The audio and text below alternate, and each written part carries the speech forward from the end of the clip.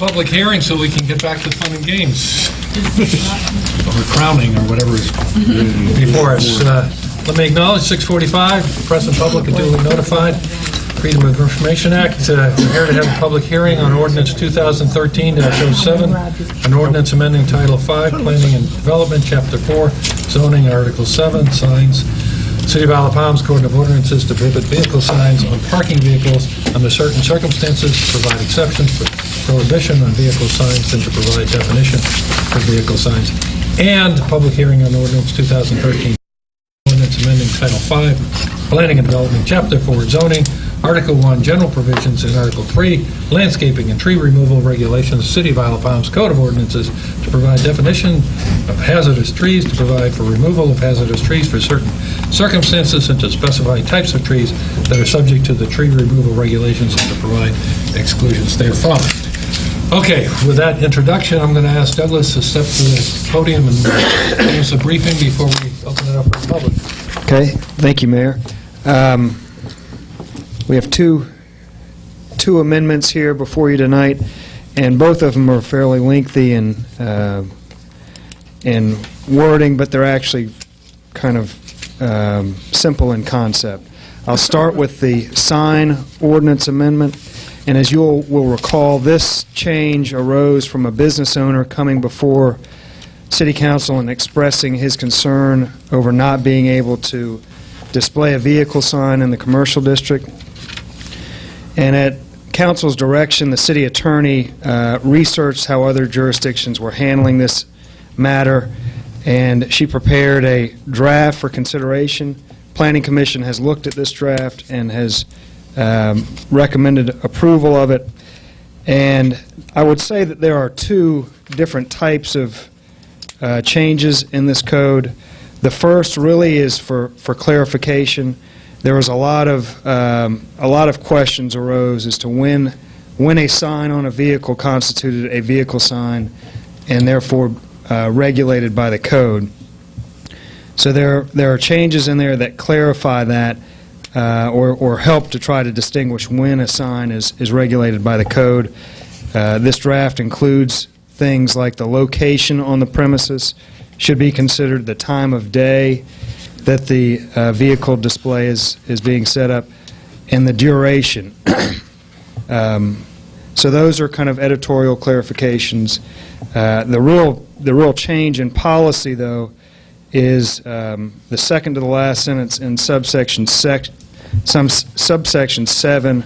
of section 5-4-141, and this change in policy would allow a business owner to display a sign on their vehicle when that vehicle is parked on premise. So now, if this amendment were to take place, a business owner could park a vehicle sign on the same premise as their business, and that would be allowed, where it currently is not allowed. And then there's also the final sentence in that section clarifies that vehicles being used in the normal course of business would not be prohibited. So if a delivery truck shows up with a sign on it, they're conducting their regular business, that vehicle sign would not be regulated, which we currently interpret the code to be that, but this would clarify that. So that's the sign amendment changes in a nutshell. I'll now move on to the tree amendments.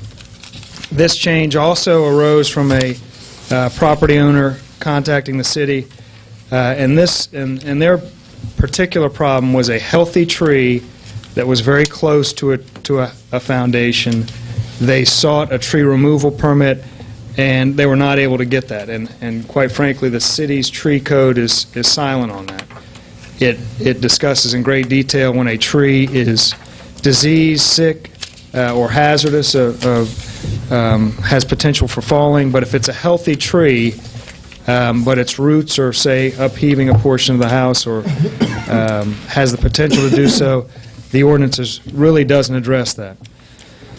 So this amendment also has two fairly major changes. The first recommendation, or the first amendment, would allow an owner to remove a healthy tree when the tree is causing damage or poses a clear and imminent threat of structural damage to an enclosed area of the primary building, the porches, or a pool.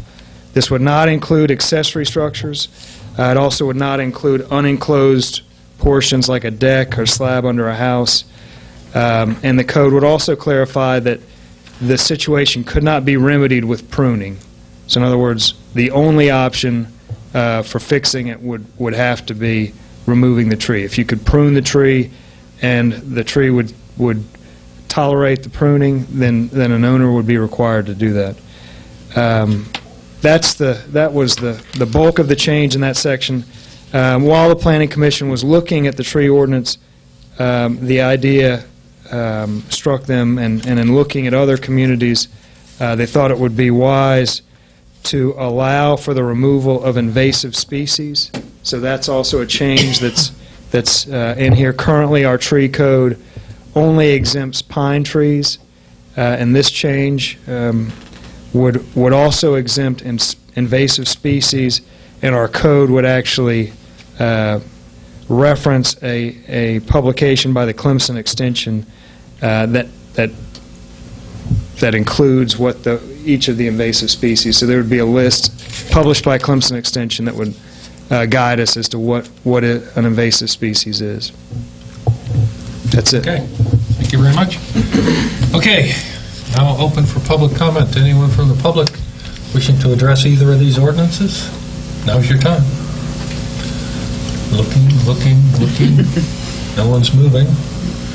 All right. Hearing none, I will close the public hearing and wait till 7 o'clock for council meeting. Thank you.